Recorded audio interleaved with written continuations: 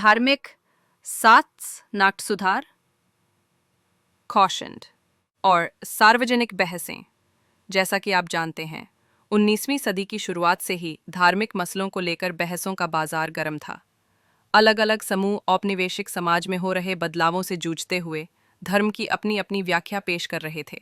कुछ तो मौजूदा रीति रिवाजों की आलोचना करते हुए उनमें सुधार चाहते थे, जबकि कुछ अन्य समाज सुधारकों के तर्कों के खिलाफ खड़े थे। ये सारे वाद विवाद प्रिंट में सरेआम पब्लिक में हुए।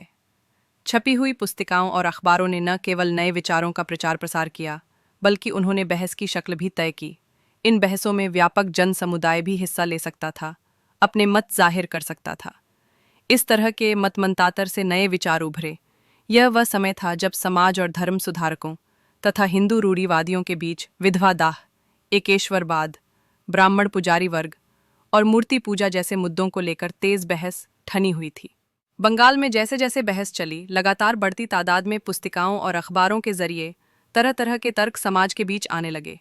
ज्यादा से ज्यादा लोगों तक पहुंचने के ख्याल से इन्हें आम बोलचाल की भाषा में छापा गया।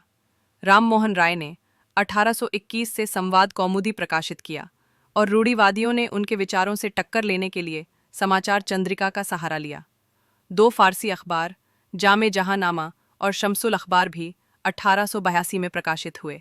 उत्तर भारत में उलमा मुस्लिम राजवंशों के पतन को लेकर चिंतित थे।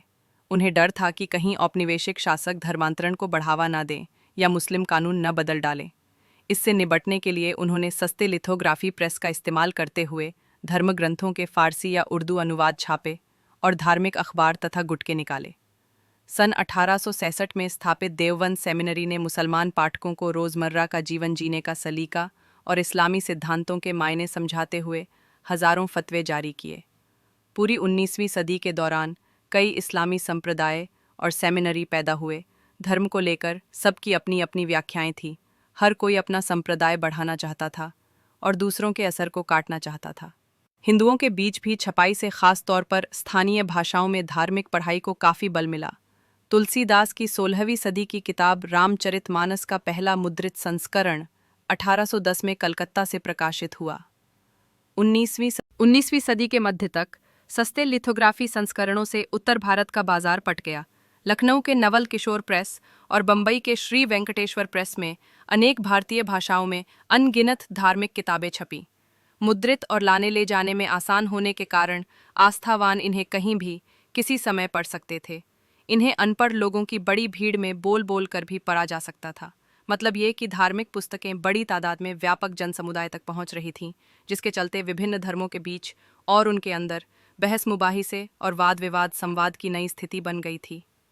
लेकिन प्रिंट ने समुदाय के बीच सिर्फ मतांतर ही नहीं पैदा किए, बल्कि इसने समुदायों को अंदर से और विभिन्न हिस्सों को पूरे भारत से जोड़ने का काम भी किया।